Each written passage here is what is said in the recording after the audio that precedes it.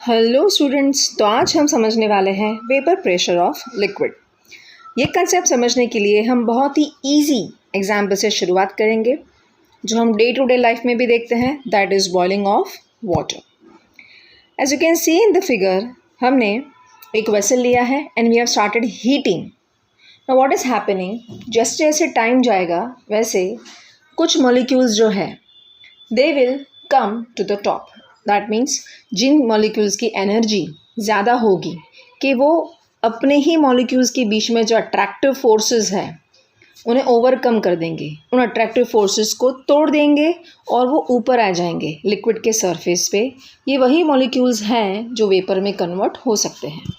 इसका मतलब ये हुआ कि सिस्टम की जो एनर्जी है, सिस्टम की एक फिक्स्ड एनर्जी है, आपने क्या किया, उसमें से कुछ एनर्जी, हाई एनर्जी मॉलिक्यूल्स को आपने क्या किया, उसको सरफेस पे लेके आ गए हैं। किसकी वजह? Because you have increase the temperature. तो इसकी वजह से क्या होगा, जो हायर एनर्जी मॉलिक्यूल्स हैं वो they will be tending to evaporate. वो क्या करेंगे, वो वेपर में कन्वर्ट होंगे from the surface of the liquid. So what is happening, ये मॉलिक्यूल्स की एनर्जी क्या है, ये ज़्यादा है, वो लेके चले गए हैं, वो वेपर में कन्वर्ट हो गए हैं। इसकी वजह से जो नीचे जो मॉलिक्यूल्स हैं सिस्टम के, उनके पास क्या होगी अभी एनर्जी, उनकी एनर्जी लो हो जाएगी। Okay, so what is happening कि धीरे धीरे धीरे रेट ऑफ इवेपोरेशन क्या हो जाएगा, डिक्रीज हो जाएगा। Now what is happening, after some time ये लिक्विड के ऊपर जो स्मॉल स्पेस है, लिमिटेड स्पेस है, उसमें ज़्यादा वेपर मॉलिक्यूल्स कन्फाइंड हो जाएंगे। दैट मीन्स इसमें से कुछ vapour molecules they can go back to the original state. That means वो अपने लिक्विड फेज में कन्वर्ट हो जाएंगे, जिसे हम क्या बोलते हैं, कंडेंसेशन। दैट मीन्स क्या, जैसे टाइम जाएगा वैसे रेट ऑफ कंडेंसेशन इंक्रीज होता जाएगा and rate of evaporation decrease होता जाएगा। दैट मीन्स एक टाइम आएगा जब rate of evaporation and rate of condensation is going to be equal, okay, at a particular temperature. That means what? The pressure, now you can say what is vapor pressure? The pressure exerted by the vapors in equilibrium with a liquid at a given temperature is called the equilibrium vapor pressure. You can say simply vapor pressure. That means इस equilibrium पे जब rate of condensation और rate of evaporation same हो जाएगा, तब जो vapor pressure exert कर रही है, that will be called as what, vapour pressure.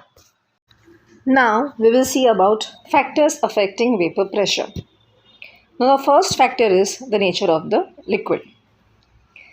अब हमें पता है कि हर एक लिक्विड की अपनी एक कैरेक्टरिस्टिक वेपर प्रेशर है। ये कैसे हुआ, तो हर एक लिक्विड में, okay, every liquid has molecules with different intermolecular forces.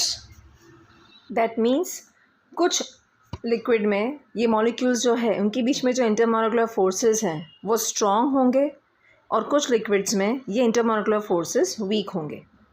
तो जिन लिक्विड्स में इंटरमॉलिक्यूलर फोर्सेस स्ट्रॉन्ग होंगे उसकी बहुत ही छोटी टेंडेंसी है कि वो अपने इस फोर्सेस को तोड़ के they will come to the surface and they will evaporate. In short, उनका वेपर प्रेशर कैसा होगा, low. Okay, but in case of liquids having small intermolecular forces or you can say weak intermolecular forces, in liquids की tendency इन forces को तोड़ के ये molecules क्या करेंगे, easily they can break these intermolecular forces, they can come to the top and they can easily evaporate, means इनका vapor pressure क्या होगा, ज़्यादा होगा। Second factor is temperature. Now as we all know, if we are increasing temperature, what is happening, collisions increases, so kinetic energy also increases. So, the number of energetic molecules which are capable of escaping into the vapor state also increases. As a result, जो molecules vapor state में है at equilibrium will also be more. So, vapor pressure also will be higher. Please subscribe and share for more engaging videos.